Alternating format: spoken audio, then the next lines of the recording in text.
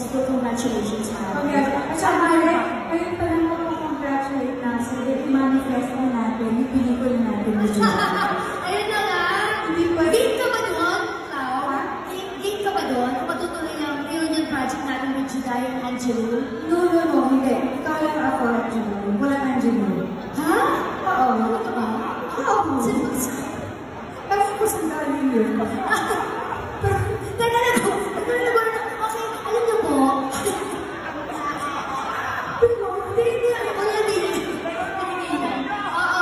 Alam mo talaga to, di ba? Ano ba talaga to eh? Pero alam mo, magkakita mo lang. Wala ka na nasabi.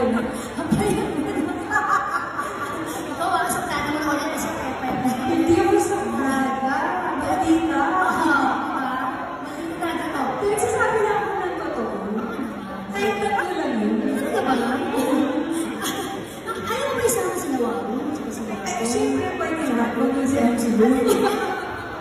Bakit ba? Ano ba yan? Alam na yun. O, sige lang. Pero ito nga ating mga kasama in that. Si Wong, yan siya si Wong. Wong and Wong Winnie Guzman! Of course! Wong and Wong. Kaya wala ni Mike tayo. Daming Mike, di ba? Ito si Angelo.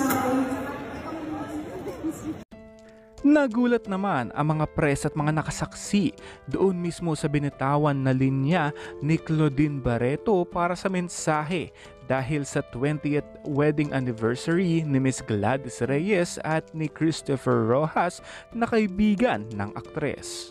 May plano kasing gagawa ng pelikula si Claudine, si Juday, si Gladys Reyes at si Angelo De Leon. Pero nabanggit nga sa videong napanood natin kanina na ayaw niyang makasama si Angelo sa reunion movie nilang apat.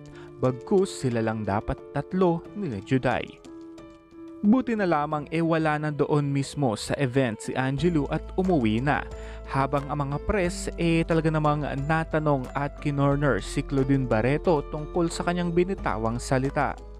Ayon mismo sa article ng Abante, ikinorner daw ng mga press ang aktres para tanungin kung ano nga bang tunay dahilan kung bakit hindi sila okay ni Angelo De Leon.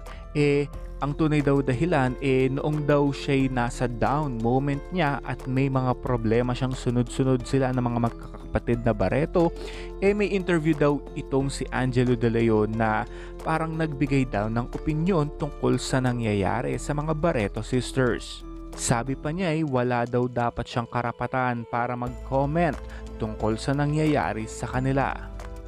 Well, sana'y magkabati sila dahil alam naman natin na magaganda ang mga naging samahan nilang apat at naging reyna din sila in their own way sa kanilang mga karera noong 90s. And that's it for now. This has been Jay Kumanangan TV. Thank you for watching. Don't forget to like and subscribe.